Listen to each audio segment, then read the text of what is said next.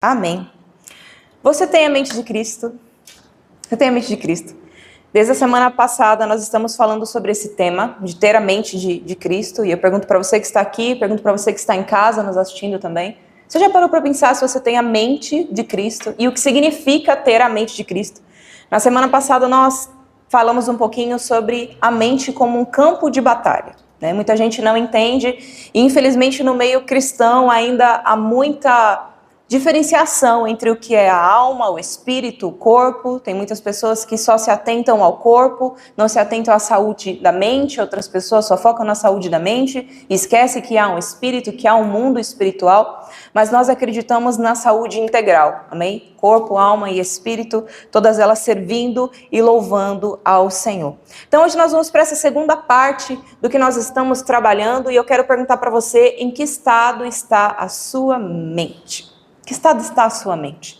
Quando você para pensar no que você tem pensado, o que tem passado pela sua cabeça, quais são os pensamentos que têm vindo à sua mente, como está a sua mente?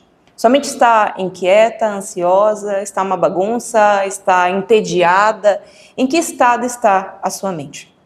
Eu gosto muito desse texto que nós vamos ler em Mateus, que vai falar da parábola do semeador.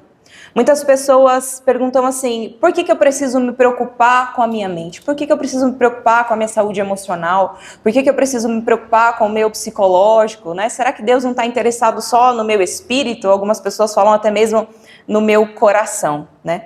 A Bíblia traz muitas palavras que não são propriamente na língua portuguesa mente. A gente não acha muito na Bíblia a palavra mente em algumas traduções, mas a gente acha entendimento, alma, coração, olhos do coração. Nós entendemos e vemos muitas palavras na Bíblia que não estão escritas como mente ou psicológico ou psique, mas que estão relacionadas a isso.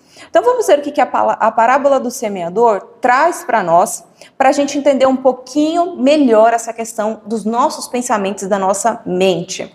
Vamos ler, a palavra de Deus diz assim: o semeador saiu a semear. Enquanto lançava a semente, parte dela caiu à beira do caminho. Foi pisada e as aves do céu a comeram. Parte dela caiu sobre pedras e quando germinou, as plantas secaram porque não havia umidade. Outra parte caiu em espinhos, que cresceram com ela e sufocaram as plantas. Outra ainda caiu em boa terra, que seja assim o nosso coração, amém? Uma boa terra. Cresceu e deu uma boa colheita, a 100 por 1. Tendo dito isto, exclamou Jesus: aquele que tem ouvidos para ouvir, ouça. Quando nós entendemos essa passagem, e o próprio Jesus depois vai explicar o que ele quis dizer com essa terra, com esse semeador, nós entendemos que essa boa semente é a palavra de Deus. Amém? É a palavra de Deus. O semeador é o próprio Deus que semeia a palavra dele em nosso coração. Então nós podemos entender que cada terra, cada solo é uma pessoa. É um tipo de pessoa, é um tipo de mente. E aí o Senhor depois ele vai explicar o que ele quer dizer em cada ponto. Você já se perguntou por que dentro de uma igreja, ou dentro de uma família, ou dentro de um grupo de fé, as pessoas ouvem a mesma palavra, é o mesmo versículo, é o mesmo pastor ministrando a mesma coisa, e cada um parece que entende de uma forma diferente? Cada pessoa recebe de uma forma diferente? Nós, como ministros, como líderes nas igrejas, a gente já parou para se perguntar por que tem pessoas que elas recebem a palavra, elas se animam e frutificam, e de repente elas se apagam, vão embora e vivem uma vida como se nunca tivessem ouvido a palavra do Senhor. Já tem outras que estão há anos e anos dentro da igreja ouvindo a palavra, mas o comportamento não muda, o pensamento não muda, parece que tem um coração, uma mente endurecida. Esse tipo de reflexão é algo que precisa vir à nossa mente e a gente precisa buscar entender qual é a terra que eu tenho sido. Quando a palavra de Deus vem sobre a minha vida, e ela vem a cada pregação, a cada ministração, a cada leitura da palavra, a palavra de Deus vem, qual que é a terra que tem encontrado? Porque a semente é boa. Nós não estamos aqui pregando nenhuma semente estranha, nenhuma semente diferente, não estamos aqui pregando sementes de teorias ou ideologias, nós estamos aqui pregando a palavra, e a palavra tem efeito transformador. Mas como que a gente explica que às vezes as pessoas ouvem a palavra, essa palavra pura, santa, que tem poder de mudar as vidas, e as vidas não são transformadas? Será que a questão, o problema está na palavra, na forma como ela é passada, ou na terra que recebe, no solo que recebe? Então nós sabemos que quem? O semeador é o Senhor, amém? O semeador é o Senhor, ou os filhos de Deus, né? São os líderes das igrejas, são aqueles que levam o evangelho, que levam a boa palavra. Então o semeador é aquele que lança a semente sobre o solo. E aí, o texto ele é muito claro quando ele coloca alguns tipos de solo, e o primeiro é ao caminho. Fala que ele joga a semente no caminho, mas o que acontece? Os pássaros vêm e levam. Depois o Senhor vai explicar que os pássaros são o próprio inimigo, o próprio diabo que tira essa semente, caminho. Mas vamos refletir um pouco. Esse primeiro caminho, onde o Senhor lança a semente, a Bíblia vai falar que é um caminho duro, é um coração rochoso, é um coração onde nada penetra, no caminho onde os carros passam, onde as pessoas pisam. Então, geralmente, a terra que fica no caminho, ela não tem espaços para nada germinar. E qualquer coisa que nasça ali, alguém pisa, porque está no caminho. Quantas pessoas ouvem a palavra de Deus, ou quantas palavras do Senhor nós já ouvimos, mas a gente não retém. O diabo vem e leva. Por que ele vem e leva? Porque o nosso coração, o nosso entendimento, a nossa mente está endurecida. Outra terra também que o Senhor vai falar nessa parábola é a que tem pedras, é uma terra cheia de pedras. A palavra vem, ela até penetra, ela não deixa de entrar, é diferente da primeira que não ouve nada, que não recebe. Essa terra ela ouve, ela acha legal, ela absorve, ela gosta dos louvores, ela gosta dos cultos, é tudo muito bom. E aquilo até começa a germinar dentro do coração dela, mas as pedras que existem, e aí cada um sabe que pedra que tem dentro do seu coração, sufocam isso. Apagam isso. Não dá para ela crescer no meio dessas pedras. Talvez a pedra do teu coração seja a falta de perdão. Talvez a pedra do teu coração seja traumas que você viveu na sua vida. Talvez a pedra do seu coração seja problemas que você já passou com igrejas, com líderes, com a sua fé, abalos na sua fé. Eu não sei qual é a pedra que você tem.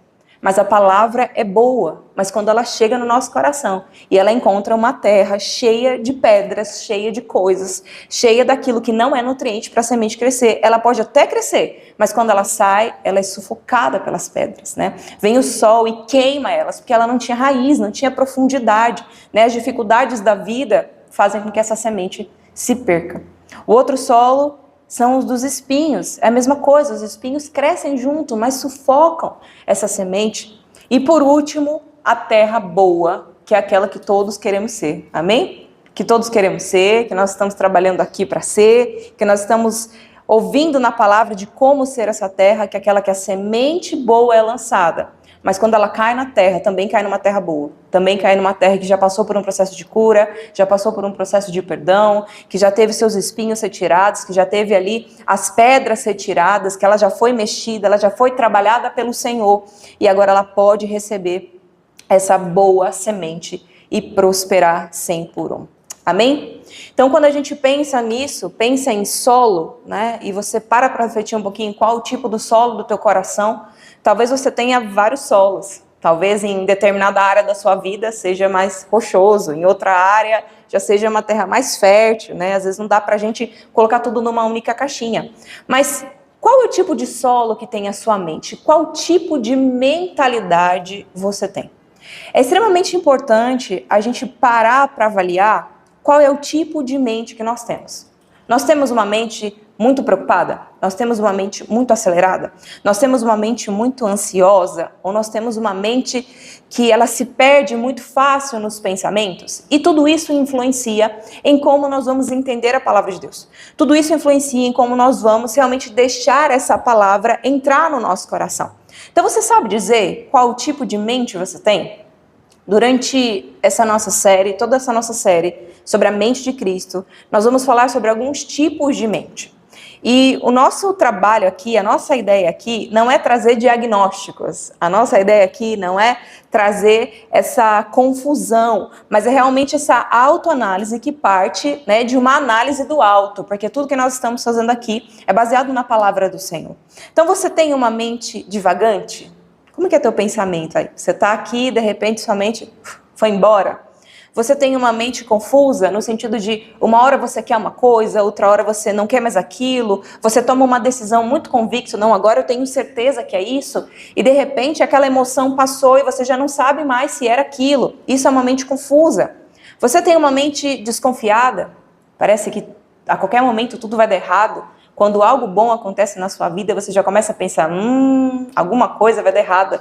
Você já começa a criar cenários na cabeça, pensando em formas como aquilo vai falhar, ou que pessoas estão agindo contra você, estão falando de você. Isso é uma mente desconfiada. Você tem uma mente muito preocupada, está sempre pensando no que vai fazer amanhã, uma mente muito ansiosa, uma mente que não consegue estar presente no lugar onde está sempre preocupada, a mente está sempre correndo atrás de algo que você nem sabe explicar. Tua mente é assim? Você tem uma mente muito crítica, muito julgadora, muito inflexível. Existem pessoas que sofrem muito com isso, elas veem defeito em coisas que não têm defeito, e de forma consciente ela sabe que não tem problema, que aquilo ali não tem defeito, mas quando ela viu, a mente dela já julgou, já criticou, ela já está pensando algo ruim sobre aquilo, parece que ela não tem controle dessa crítica. Você tem uma mente muito crítica, julgadora. Você tem uma mente muito passiva, uma mente medrosa, uma mente que foge de conflitos. Toda vez que você precisa ter uma conversa difícil, você arruma alguma coisa para fazer. Quando você precisa tomar uma decisão difícil, você sabota e deixa ela sempre para amanhã. A ideia de ir procrastinando coisas que precisam ser feitas, né? Buscando sempre essa paz que é quase uma omissão. Você tem uma mente passiva ou você tem a mente de Cristo? Quando nós olhamos para Jesus, e Jesus é o modelo das nossas vidas. Jesus é o modelo da minha vida, ele precisa ser o modelo da sua vida, para que a gente possa entender a vontade de Deus e viver uma vida abundante. E quando nós entendemos que Jesus, ele tinha a natureza de Deus, ele tinha a mente de Deus, ele tinha o poder de Deus, mas que Jesus também era humano, quando a gente fala sobre a mente de Cristo, nós não estamos falando de uma supermente sobrenatural, que a todo momento via anjos e coisas e poderes e milagres. Nós estamos falando também da mente de Cristo homem. Cristo também tinha pensamentos, Cristo também tinha fome física, ele também tinha confusões no pensamento dele, ele também passou por medos. Cristo só não teve pecados, nenhum pecado. Então é possível, nós temos várias questões em nossa mente, mesmo assim não estamos pecando na nossa mente. Então Jesus, ele tinha uma mente humana também. Então não é difícil, não é impossível a gente alcançar a mente de Cristo. Não é uma mente milagrosa. A mente de Cristo também tinha seus neurônios, as suas sinapses, os seus pensamentos, as suas emoções, os seus sentimentos. E é atrás dessa mente que nós precisamos ir. Uma mente que sabe discernir o que é espiritual e uma mente que sabe discernir o que é humano. Amém? Então, esse primeiro momento, para que nós entendamos a mente de Cristo, não há como nós fazermos uma separação de mente e espírito. Hoje nós não vamos entrar aqui em cada tipo de mente, nós não vamos falar, nós vamos precisar de tempo para aprofundar cada tipo de mente. Mas antes de você começar a pensar que tipo de mente que você tem, nós precisamos falar sobre mente e espírito. E eu realmente quero provocar o seu entendimento através da palavra para que você entre em confusão. Para que você comece a olhar para a tua própria mente e questionar a tua própria mente. Para que você pense algo e pare e fale para você mesmo. Por que eu estou pensando isso? Que você ministre a você mesmo. Ei, pensamento, por que você veio? Ei, medo, por que você está aí? O que é isso que eu estou ouvindo na minha cabeça? Que voz é essa que está falando na minha cabeça? Isso é extremamente importante. A gente aprender a questionar a nossa mente. Isso vai nos ajudar a dominar, domínio próprio também dos nossos pensamentos. Amém? Então, espírito, mente e espírito. Será que essas coisas estão conectadas? Será que essas coisas estão separadas? Quando nós falamos aqui, primeiramente, sobre espírito-mente, nós estamos falando do espírito humano, não estamos falando ainda do Espírito Santo, estamos falando do espírito humano. Somos espírito, somos mente, alma e somos corpo. Há uma ligação muito grande, a Bíblia deixa claro, e nós vamos passar por esses versículos para entender, entre o espírito e a mente e o espírito. Em várias passagens a gente consegue entender que elas cooperam entre si. Uma não está militando contra a outra, uma não está contra a outra. A mente do homem e o espírito do homem estão trabalhando juntos, assim como a mente de Deus e o espírito de Deus estão trabalhando juntos. Vamos ver o que a palavra nos diz em Efésios? Efésios, capítulo 1, a gente vai ler a partir do versículo 17. Ele vai deixar muito claro essa cooperação espírito e mente dentro de nós. Peço que o Deus do nosso Senhor Jesus Cristo, uma fala de Paulo, o glorioso Pai, lhes dê espírito de sabedoria e de revelação no pleno conhecimento de Deus. De forma simples, Paulo está orando aqui, pedindo ao Senhor que nos dê entendimento, nos dê inteligência, que a nossa mente consiga entender e alcançar o conhecimento do Senhor. É o que nós estamos buscando aqui também. Oro também para que os olhos do coração de vocês sejam iluminados, a fim de que vocês conheçam a esperança para a qual ele os chamou, as riquezas da gloriosa esperança dele nos santos, que também os olhos do coração. Essa expressão é linda, que os olhos do coração sejam iluminados. O que será que Paulo quer dizer com olhos do coração? Se a gente já sabe que quando a Bíblia fala de coração, ela quase nunca está falando de coração que bombeia sangue, do órgão coração, mas do nosso entendimento, do nosso conhecimento, da nossa alma, dos nossos pensamentos, das nossas emoções. Esse é o combo que a palavra diz quando ela usa a expressão coração. Se o coração é tudo isso, vamos entender o coração como a mente. Quais são os olhos do coração? Os olhos da mente. Aqui Paulo está pedindo que o Senhor abra a nossa consciência, abra o nosso entendimento, abra o nosso cérebro para entender o conhecimento de Deus, que naturalmente, como humanos, nós não conseguimos. Nós não conseguimos alcançar o conhecimento de Deus com a nossa mente humana se o Espírito Santo não nos revelar. Então Paulo vem orar e pedir que os olhos do nosso coração sejam iluminados, para que nós possamos entender de fato quem é o Senhor, a sua vontade. Por quê? Porque qual dos homens sabe as coisas do homem, senão o espírito do homem que nele está? Assim também ninguém sabe as coisas de Deus, senão o Espírito de Deus. Esse versículo está deixando muito claro que o espírito do homem conhece a mente do homem. Só você sabe o que passa dentro da sua mente. Só nós sabemos o que passa dentro da sua mente. O espírito do homem conhece a mente do homem, conhece os pensamentos do homem. Uma pessoa não consegue sondar os pensamentos da outra se ela não falar. A gente pode imaginar, a gente pode supor ou tentar interpretar, mas não tem como eu acessar o pensamento do outro. Só o espírito do homem sabe o que se passa na mente do homem. Assim como o quê? O Espírito de Deus sabe o que se passa na mente de Deus. Nós, como humanos, não conseguimos sondar a mente do Senhor. O que diz o versículo 12? Mas nós não recebemos o Espírito do mundo, mas o Espírito que provém de Deus, para que pudéssemos conhecer o que nos é dado gratuitamente por Deus. Esse texto ele vai falar sobre 3 espíritos. Ele fala sobre o espírito do homem, sobre a nossa humanidade.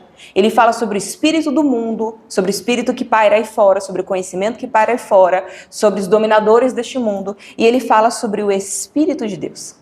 3 espíritos e a nossa mente. 3 espíritos e a nossa mente.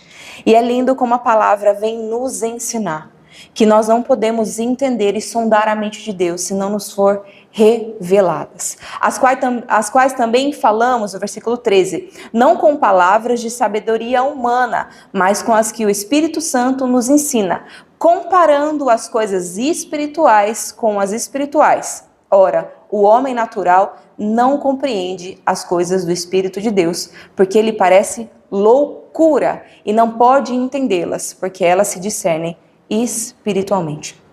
Amados, existem muitas coisas que o Espírito Santo fala ao nosso coração. Existem muitas coisas que o Espírito Santo ministra dentro de nós, mas a nossa mente está engessada, bloqueada e não compreende.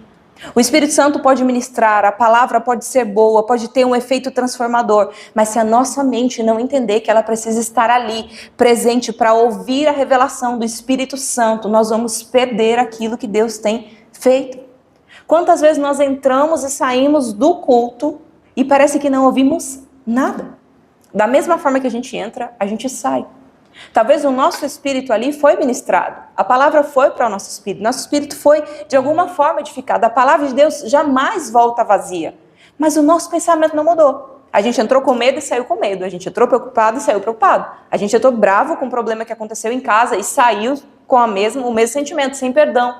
Então, o que acontece? Por que a nossa mente e o espírito, muitas vezes, eles estão desconectados uns dos outros? Porque a gente não entende, muitas vezes, que precisa haver uma cooperação. O espírito humano e a nossa mente são ministrados o tempo todo pelo Espírito Santo, né? 1 Coríntios vai deixar claro para nós, mas o que é espiritual discerne bem tudo. O espírito discerne muito bem as coisas. O problema não está no espírito. E ele de ninguém é discernido. Porque quem conheceu a mente do Senhor para que possa instruí-lo, mas nós temos a mente de Cristo. Amém? Para ter a mente de Cristo, a primeira coisa que nós precisamos entender é que não há separação. Não pode haver separação entre o que é a nossa mente e o que é o Espírito. Nós precisamos pedir que o Espírito Santo trabalhe tanto na nossa vida espiritual quanto na nossa vida mental. Se nós entendemos que o Espírito Santo de Deus entende a mente de Deus, nós, quando recebemos Jesus, nós recebemos o Espírito Santo. Então, o Espírito Santo que nós recebemos fala e testifica ao nosso espírito que está na mente de Deus. De outra forma, a gente não alcança a mente de Cristo. A gente não consegue ter entendimento da mente de Cristo. Então, o Espírito Santo se derrama em nosso espírito humano para revelar a Ele, ao nosso espírito humano, a mente de Deus. E o nosso espírito ilumina os olhos do nosso coração, que é a nossa mente, para entendermos em nível prático o que está sendo ministrado em nós espiritualmente pelo Senhor. Conseguem entender como isso acontece? Como isso vai vindo do mundo espiritual até chegar na nossa mente, até a gente entender de forma consciente e conseguir colocar isso em prática?